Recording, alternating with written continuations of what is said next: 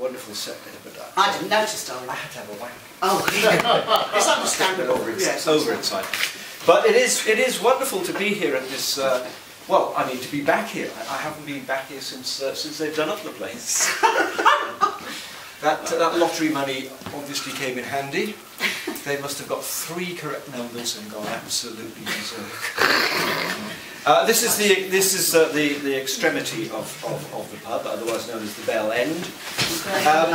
And I do a couple of poems. Now the point is about today.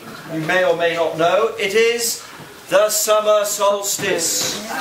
This is the longest day and the shortest night. The shortest night and the longest day. And I wrote a little poem, but I found myself sort of extracting, I don't know why I do this, I sort of extract the romance out of a lot of stuff.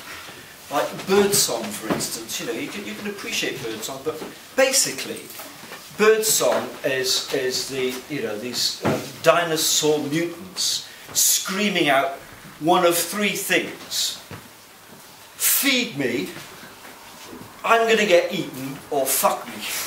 And that's all birdsong is, basically. I mean, I know it sounds sweet, but that's all they do. Flowers is insect form.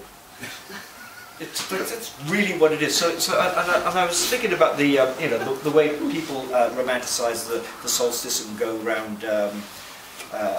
Is it Glastonbury? No, it's the Stonehenge, yeah. of course. So anyway, I knew I put it somewhere. So this is a little poem which I actually wrote this morning, and it's called Sun Perturbed. That midday solstice, I'll start again. That midday solstice sun will be as bright as it's ever going to get on the longest day and the shortest night, and yet it isn't. It's not even risen or set. It's doing nothing at all except for being the brilliant, fiery ball it always is, just standing there, centre stage, all fabulous and fizz, while we fidget about, adjusting the seating arrangements, obtuse viewing angles and proscenium tangents, front row, dress circles, stalls and gods, south of the equator, up north and at odds with the obdurate bright star. We forsake it at night, when we make for the bar. But the sun cares not a spot of its nuclear fission for our ozone layer or our carbon emission or our time of day or month or season. It just shines for all time with no rhyme or reason. What the solstice celebration lacks is how indifferent the sun is to our orbit and axis, and our inclination to sashay about the vertical plane while imagining the station is leaving the train.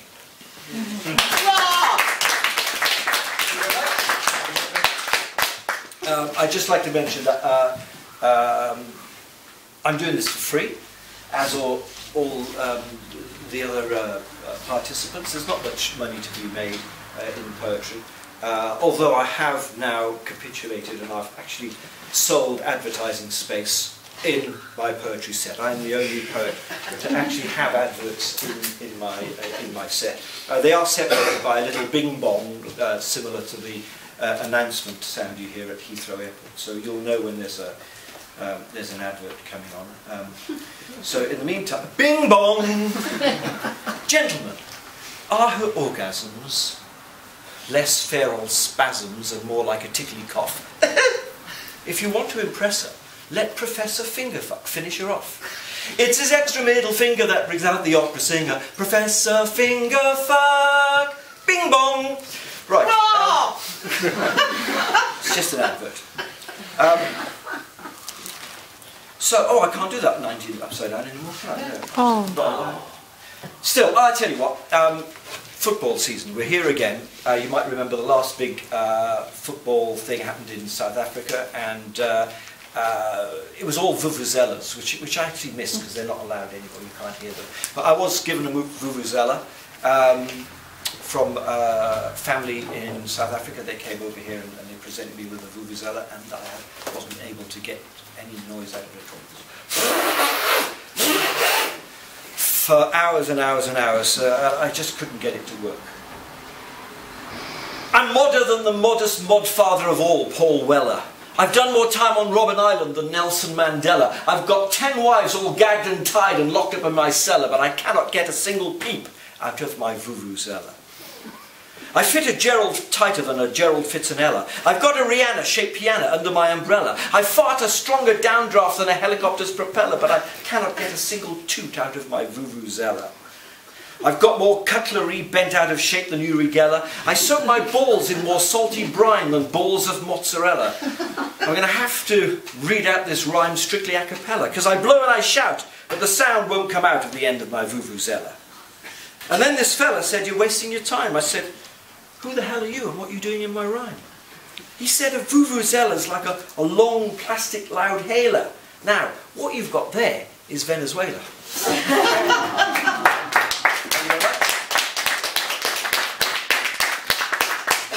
Bing bong! Ladies, when you're giving him head, does he like to play dead or stand up akimbo, in which case?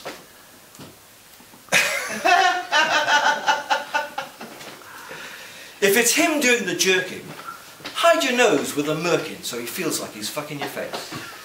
If you want to take him in until his balls pass on your chin, wear a pubic hair moustache. Bing bong! Little advertising break there. Get one of those. How are we doing here? We still did all right.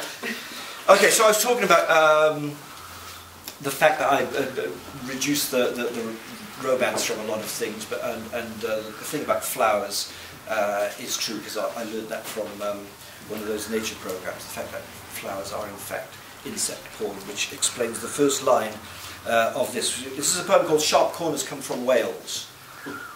Wales boasts the largest concentration of sharp corners, which you may not know.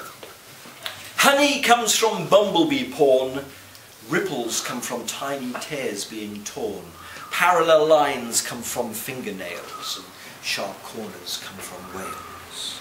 Solidarity comes from Polish builders, decadence comes from lily gilders, container ship comes between the docks and the jails, and sharp corners come from Wales. Lachrymose samosas you could slash your wrists with are stored in a maternity ward in Aberystwyth, where East European maestros have their priceless instruments brought by liveried minions to the delivery room to be tuned to a baby's cry. The Welsh are all born singing "My hen live and I."